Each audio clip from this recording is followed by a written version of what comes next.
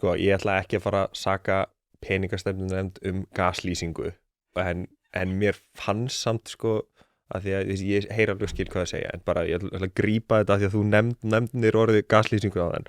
Mér fannst kynningin á ákvörðunni núna síðast, mér fannst hún vera svona, það örlaðis á gaslýsingu, þau voru að segja sko að spennan væri að minnka, nýri spá Seðlabankans þá bara áfram smá framleiðsluspenna, hún fer ekki einhvern slaka í hagkerfinu og verður að segja, já, verðbólgan hún að koma bara á sama tíma og við héldum áður, bara já, kannski í maí, en hún að koma niður miklu seinna en við héldum í febrúar og hún verður meiri þangað til hún kemur niður og þetta einhvern veginn allt svona, sko, þetta bara lítur ekki við, hún að fara að hækka, sko, árstakturinn núna næstu mánuðin sennilega, þegar það verður svona óheppileg grunnáhrif. Og hvað, þegar þú segir þetta, hvað meinar þú svona á mannamáli?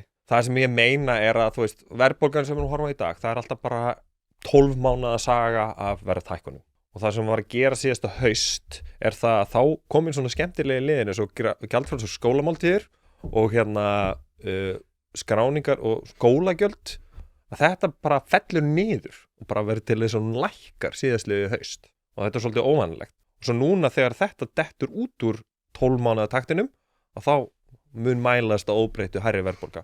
Og þetta hún fer upp í kannski svona 4,5 eitthvað svo leis. Hún í hvað, 4,2 núna, ég maður ekki nákvæmlega. Þakka þér kærlega fyrir að hlusta á þennan stutta bút. Þú getur nálgast þennan þátt og allt efni hlaðvarpsins Ein Pæling á pardus.is/ein pæling.